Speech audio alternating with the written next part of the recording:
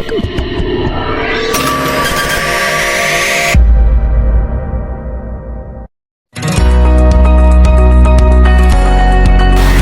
Corporation was established on August 12, 1903, making it the first and the oldest mining company in the Philippines. For over 121 years, Benguet has been a pioneer in gold, nickel, and lime mining, while upholding its commitment to responsible mining and community development. The company's main office is located at Paseo Rojas, Makati City, and it operates in various provinces such as Benguet, Zambales, Davao, Bicol, and Zamboanga. Benguet has over 200,000 students beneficiaries, planted more than 25 million trees, and helped around 12,000 households, showing its commitment not just to profit, but to sustainability and social growth. Benguet Corporation is a company. It has subsidiaries and investment in several industries like real estate, agriculture, both water supply, logistics, and renewable energy, port service, and construction and healthcare. So this expansion shows the company's goal to balance mining and non-mining revenue, making it more resilient and future ready. A major turning point happened in October 2024 when Benguet Corporation successfully exceeded a 30-year debt restructuring program that began way back in 1990. On October 22, 2024, the company signed a mutual association agreement with its remaining creditors, officially ending a 1.4 billion debt restructuring. This achievement freed Benguet from all its old liabilities and mortgages, giving it full financial freedom for the first time in 3 decades. Because of this, Benguet is not undergoing liquidation. In fact, it's doing the opposite. It is growing, expanding, and diversifying into new businesses.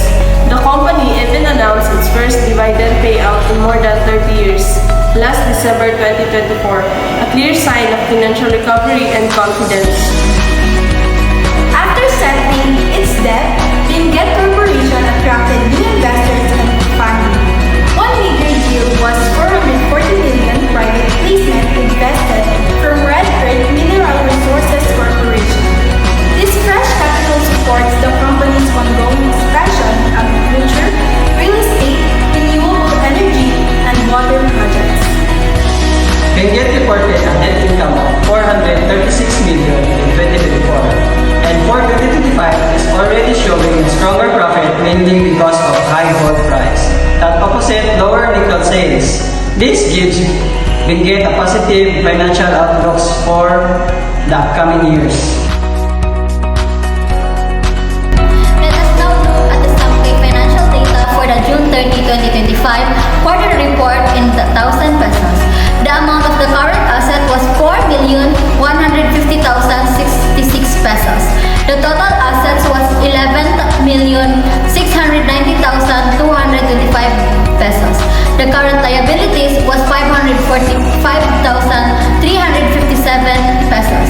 The total liabilities was 1,587,304 pesos. The stockholders' equity was 900,802,921 pesos. The net income was 623,871 pesos. These figures help us analyze Benguet's financial strength using K ratios. Liquidity tells us if a company can pay its short-term debt. The current ratio is calculated as this. Benguet has 7.61 in the current assets for every 1 pesos of the current liabilities.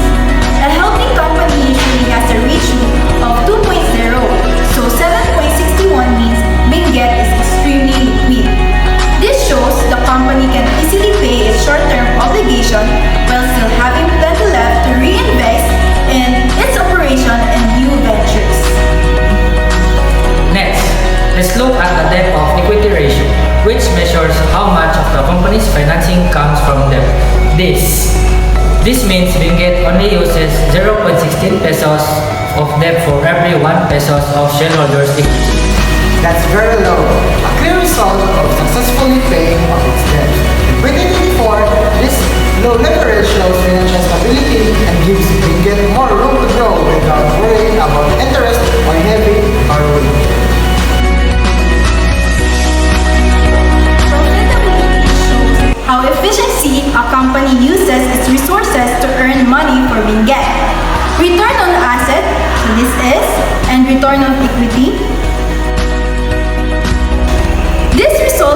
Benguet earns 0.05 pesos for every 1 pesos in assets and 0.06 pesos for every 1 pesos invested by shareholders. This indicates good profitability and efficiency in managing both the assets and investor funds.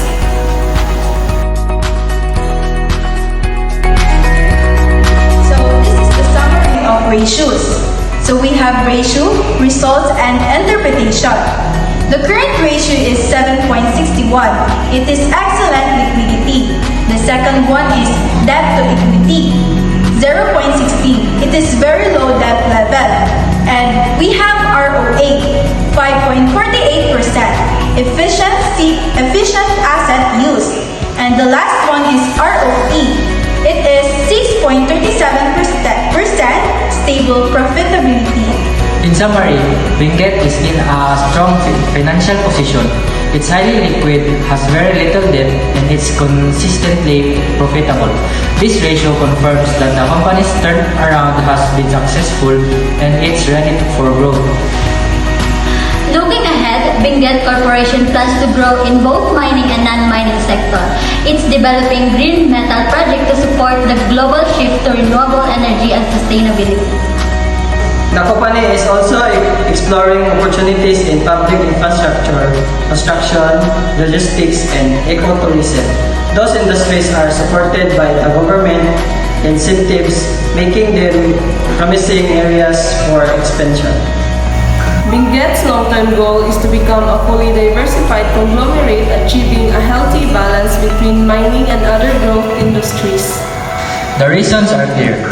First reason, the company is debt-free and financially stable. Second reason, it has excellent liquidity and low financial risk. Third reason, profits are growing steadily, supported by strong gold prices. Fourth reason, it is diversifying into high potential industries. And the last reason is it has restored investor confidence with its first dividend payout in decades. Benguet Corporation is no longer burdened by debt.